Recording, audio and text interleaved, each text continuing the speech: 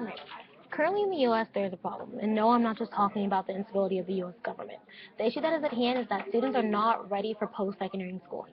Don't believe me? Well, a report from Harvard Graduate School of Education found that for every 10 college freshmen seeking an associate degree, half need remediation, and only 10% of those freshmen will achieve a degree in 3 years.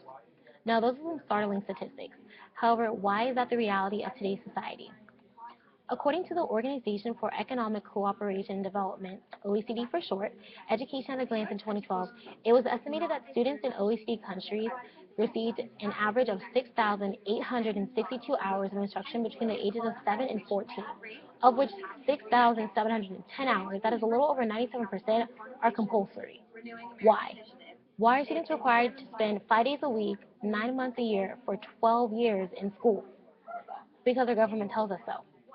According to columnist Rick Gies, Compulsory Government Education: Origins and Solutions, provided by SchoolSurvival.net, in 1852, schooling in America stopped being an option and became a mandate. After Prussia's schooling system proved to achieve its goal of producing manageable and obedient students, it spread. A few Americans traveled to Prussia and returned with the first PhDs the states had ever seen, and these individuals ended up with prominent positions in the government. Massachusetts, with a notable thanks to the publicly acclaimed father of education, Horace Mann, caught the implementation bug, and soon the U.S. became infected in all 50 states. Right about now, you're thinking, okay, big wolf, we adopted another country's school system. It hasn't been that bad for us, right? Look how far we come, woohoo, right? Well, you're wrong. Alexander Inglis's 1918 book, The Principle of Secondary Education, highlights the true intentions of the Prussian schooling system in 6 basic functions. The adjustive or adaptive function states that schools are to establish fixed habits of reaction to authority. This, of course, precludes critical judgment completely. It also pretty much destroys the idea that useful or interesting material should be taught, because you can't test for reflexive obedience until you know whether you can make kids learn and do foolish and boring things simply because someone in a position of authority dictates them to do so. The second function is the integrating function or the conformity function. It has the intention to make children as alike as possible.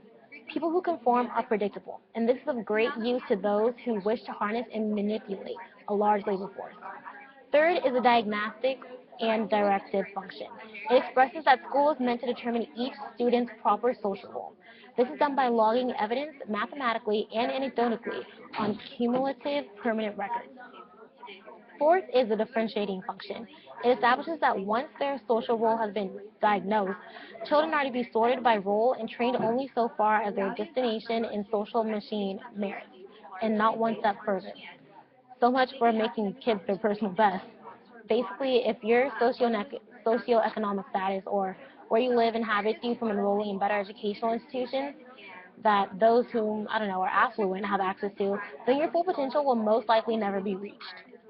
Five is a selective function. It refers not to human choice at all, but to Darwin's theory of natural selection as applies to what he called the favored races. The idea is to help things along by consciously attempting to improve the breeding stock. Schools are meant to tag the unfit with poor grades, remedial placement, and other punishments, clearly enough that their peers will accept them as inferior and effectively bar them from the reproductive sweepstakes. That's what all those little humiliations from first grade onward, such as like detention, having your card pulled if you weren't doing what you were told, having your name written on the board, and so on, were intended to do. Essentially, wash the dirt down the drain. Last is the propedeutic function. It discusses how the societal system implied by these rules will require an elite group of caretakers, like maybe the government or the wealthy. To that end, a small fraction of the kids will quietly be taught how to manage this continuing project, how to watch over and to control a population deliberately dumbed down and declawed in order that government might proceed unchallenged and corporations might never want for obedient labor. These paraphrase quotes from Inglis's novels demonstrate these functions and, shockingly enough, are still relevant almost 100 years after its publication. America is pointing the finger at the teachers and their lack of innovation, competence, and excitement for doing their job, while the teachers look to place blame upon the students for their lack of drive, only for caring about grades and even if that. However, very few people are placing blame on the establishment that places these two groups into four-drop walls for a large proportion of their lives.